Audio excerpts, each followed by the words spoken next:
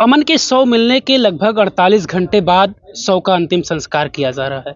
परिजनों की ये मांग थी कि जिलाधिकारी जब आएंगे हम उनके समक्ष अपनी बातें रखेंगे, जो हमारी मांग है, तब जाकर हम अंतिम संस्कार करेंगे। आपको बता दें कि बीती रात को शाम के वक्त 7 बजे के आसपास जिलाधिकारी महोदय अमन के घर पर पहुंचते हैं। परिवार से बातचीत होती है और उसके बातचीत के बाद फिर अगली सुबह यानी आज अंतिम संस्कार किया जा रहा है अमन का।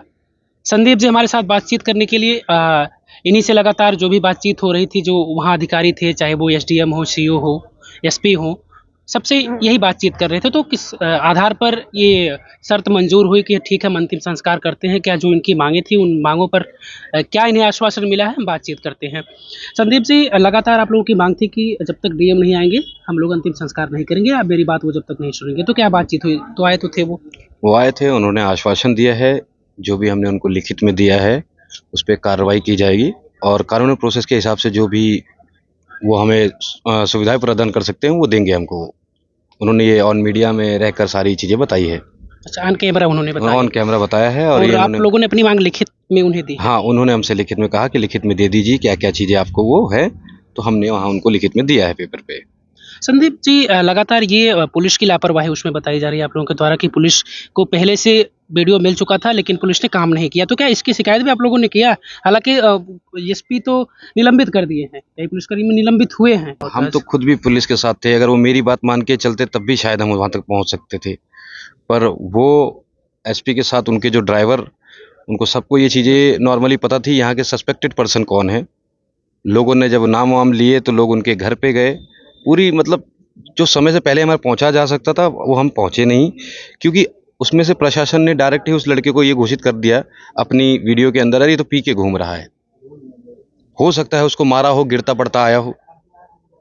उन्होंने खुद के अमन के पीने की जिक्र कर रहे थे। हाँ, सबसे पहला जिक्र उन्होंने जब वो पीने का हुआ कि ये पी के घूम रहा है, ये गिर गया है। इस चक्कर में प्रशासन थोड़ी और ढीली पड़ी और उसके बाद काफ़ी टाइम लगाया इन्होंने ढूंढने के लिए हमारे साथ में। जहाँ जाना चाहिए वहाँ गए नहीं, जहाँ इनको लेके जाना है वहाँ लेके गए बस। अमन शराब पीता था? नहीं, इन सब चीज़ों में उसका कोई वो नहीं था। वो 2 दिन पहले ही अपना एग्ज़ाम दे के आया था कानपुर से। एक दिन घर पे रुका, 6 तारीख की सुबह वो मुझे छोड़ के भी आया है चांदा के। मैं सुल्तानपुर गया था, वहाँ से जब वापस आया लेने भी आया था, मगर प्रशासन ने जब लेट किया तो इस चक्कर में मुझे उस चीज़ का काफ़ी तकलीफ है। ये लोगों को एक निवेदन और भी है कि जब भी कोई सस्पेक्ट या फिर कोई भी ऐसी चीज़ क्रिमिनल चीज़ों के लेके फ़ोन आते हैं तो उस पर तुरंत वो कार्रवाई की जाए, उसको मजाक में ना लिया जाए। पुलिस को सक्रिय होना चाहिए, सक्रिय होना चाहिए उसमें, बस यही निवेदन है तो डीएम साहब से भी। कुछ उम्मीदें हैं आपको? आप लोग लगातार डीएम की मांग कर रहे थे, तो कुछ उम्मीदें लगी जब डीएम आपके सामने आए, बातचीत हुई तब? देखो, वो जिला के अधिकारी हैं, वही हैं आगे मालिक। हम उनकी बात का विश्वास करके उनके ऊपर चल दिए हैं। अब बाकी उनके निर्णय पे डिपेंड करते हैं कि वो क्या निर्णय लेके आएंगे उसके ऊपर। संदीप जी, यहाँ के स्थानीय जनप्रतिनिधि जो हैं, चाहे वो विधायक हो, सांसद हो या तमाम ऐसे बहुत सारे नेता समाज में हैं, क्या इस दुख की घड़ी में आप लोगों के साथ कौन आया, कौन खड़ा हुआ, या कौन इस तरीके की हिम्मत दिया कि हम आपके साथ खड़े हैं, आपके साथ इंसाफ की कोशिश करेंगे, इंसाफ दिलवाएंगे? कोई था जो ऐसा? आपको बीजेपी सरकार में लगता है यादवों के पास कोई आएगा? उनको तो अपने जनता से सिर्फ वोट से मतलब है। सीएम योगी पोर्टल पे लिखा हुआ है कि यदि ऐसा कोई क्रिमिनल ऑफेंस होता है तो अगले दिन ही उसका घर दहन किया जाएगा। क्या एक्शन हुआ उस चीज पे? योगी नाथ अपनी रैलियों में बिजी हैं, उनको क्या फर्क पड़ता है कि कहाँ देश गांव में क्या गुजर रहा है, क्या नहीं गुजर रहा है। कहते तो बहुत हैं कि हमारा एकदम अच्छा उत्तर प्रदेश है, उत्तम उत्तर प्रदेश, मगर क्या हुआ? हर 2 दिन के अंदर वो इसी जगह पे घटनाएं हो रही हैं। पुलिस को ये भी पता है ये बहुत बड़ा क्रिमिनल है, फिर भी नॉर्मल है, छोड़ दिया जा रहा है। 2 दिन पहले नहीं, 1 हफ्ते 2 हफ्ते पहले एक मर्डर हुआ, उसका जो सस्पेक्ट था जेल गया, 2-4 दिन बाद अपना बेल पे बाहर घूम रहा है। क्या फायदा ऐसे? इसीलिए तो ऐसी सरकार से सब लोगों को एकदम तकलीफ है। चलिए, सरकार की तो बात है ही, विपक्ष में जो बैठे हुए आपके यहाँ से सांसद रामभुआल निषाद हैं, जो समाजवादी पार्टी से हैं, क्या वो उनसे कुछ वार्तालाप ऑन कॉल हुई हो या फिर कुछ बातचीत, या उनका कोई प्रतिनिधि पहुंचा आपके? हम बीजेपी के साथ हम अपने समाजवादी पार्टी को भी यही कह रहा हूँ, कम से कम विपक्ष तो मजबूत होना चाहिए। उसको तो कम से कम ये सब चीज़ों के लिए आगे कड़ा एक्शन लेना चाहिए। हमारा विपक्ष भी वैसा ही है जैसा पक्ष है, सिंपल सी बात है। चाहे यहाँ के जितने भी सांसद हों, चाहे नेता हों, सबको अपने से मतलब रहता है। यहाँ दुनिया में कोई फ़र्क नहीं पड़ता कौन आ रहा है, कौन नहीं आ रहा है।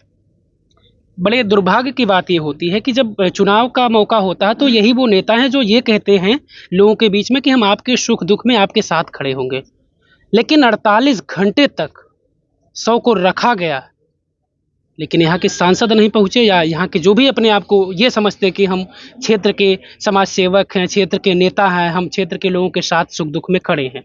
आखिर क्या वजह रही? आप लोग भी जब ऐसे इन लोगों के साथ नहीं खड़े होंगे तो इन्हें नहीं लगेगा कि नहीं हमारे साथ कोई नहीं है? एक उम्मीद होती है कि हमारा विधायक, हमारा सांसद हमारी आवाज़ को उठाएगा, सदन में उठाएगा, थाने पर जाकर उठाएगा, एसपी से मांग करेगा, डीएम से मांग करेगा हमारे साथ खड़ा होकर। लेकिन दुर्भाग्य समझिए कि कोई साथ खड़ा होने नहीं आया। एक दो नाम ऐसे हैं, बाजीगर वर्मा या कोई जिला पंचायत सदस्य हैं, कुछ ऐसे थे जो लोग वहाँ पहुँचे। वो भूतपूर्व विधायक हुआ थे। अच्छा, भूतपूर्व विधायक आए थे। हाँ। तो ये इस तरीके की चीजें हैं, क्यों नहीं आप साथ खड़े होते भाई? अब सत्ता पक्ष हो या फिर विपक्ष हो, जो भी हो, आपको साथ तो खड़ा होना चाहिए। नहीं, ये तो गारंटी नहीं कि नहीं वो ये वोट आपको दिए हैं या नहीं दिए हैं। आप चुने गए हैं, जनता ने चुना है, तो उनके सुख दुख में आपको खड़ा होना चाहिए, उन्हें हिम्मत देना चाहिए। कम से कम उस वक्त तो आप हिम्मत दे सकते हैं। उस वक्त की अगर मांगे जो इनकी है, अगर वो मांग इनकी पूरी हो जाएगी तो थोड़ा सा कष्ट कम होगा उस पिता का, उस माँ का। बेटे को तो वापस आप नहीं कर पाएंगे, ना हम कर पाएंगे, कोई नहीं कर पाएगा। लेकिन एक बार परिवार से मिलेंगे, परिवार को हिम्मत देंगे तो थोड़ा सा इन्हें तसल्ली होगी कि नहीं मेरा हाल लेने आया कोई। संदीप जी, एक चीज और चर्चा हम सुन रहे हैं कि प्रशासन के लोग ये बात कह रहे थे कि अजय अगर ले गया होगा तो कुछ कर दिया होगा। ये चांदा थाने से ही प्रशासन ने ही ये क्रिमिनल ऑफेंस को बढ़ावा दिया है। उनको हर एक व्यक्ति के बारे में पता है कौन किस प्रकार का व्यक्ति है। और हम इसमें ये भी बताना चाहते हैं, जब क्रिमिनल ऑफेंस की बात हुई है तो जो सस्पेक्ट में सबसे पहले मुझे अजय विजय के घर ही लेके जाया गया।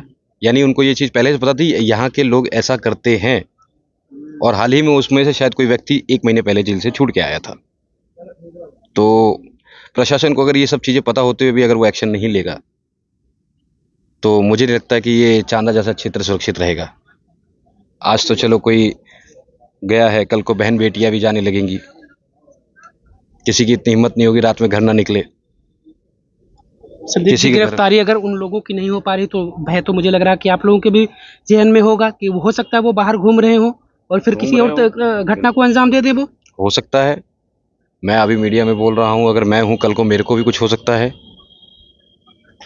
और अमन के पिताजी को हो सकता है। कल को घर में सबको बाहर इधर उधर निकलना है, जो जितने भी लोग मेरे सपोर्ट में खड़े हैं किसी को भी कुछ कर लेंगे कि फलाना आदमी फलाना था वहाँ पर।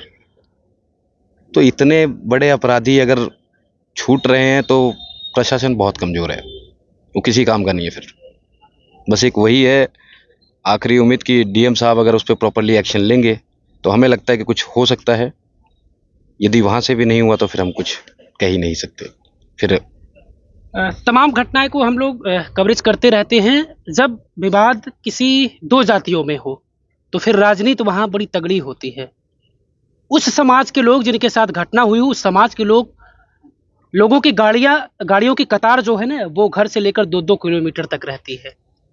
क्यों? क्योंकि वहाँ दो जातियों का मामला होता है और यहाँ कोई साथ देने नहीं आ रहा है। क्यों? क्योंकि उसमें जो अपराधियों के नाम जुड़े हुए हैं वो भी यादव हैं और जो मरने वाला है, जिसकी हत्या हुई है, वो भी अमन यादव था। तो क्या अपराधी के विरोध में नहीं बोल सकते हैं आप लोग? अपराधी का कोई जाति धर्म थोड़ी ना होता है। वो अपराधी है तो है, वो किसी की जान लिया है तो उसे सजा होनी चाहिए, इतना तो कह सकते हैं। इससे थोड़ी ना होगा कि आपका वोट कट जाएगा। आपके जो समर्थक है वो आपके साथ होंगे, लेकिन जब आप इस तरीके से कहेंगे कि नहीं वो अपराधी है, उसे सजा मिलनी चाहिए, इतना तो कह सकते हैं इस परिवार के साथ खड़े होकर। चलिए, अब एक आखिरी उम्मीद थी कि जिलाधिकारी आएंगे तो शायद मुझे इंसाफ के रूप में कुछ मेरा प्रक्रिया आगे बढ़ेगा। वो भी आए, उनसे भी बातचीत हुई, अंतिम संस्कार हो रहा है।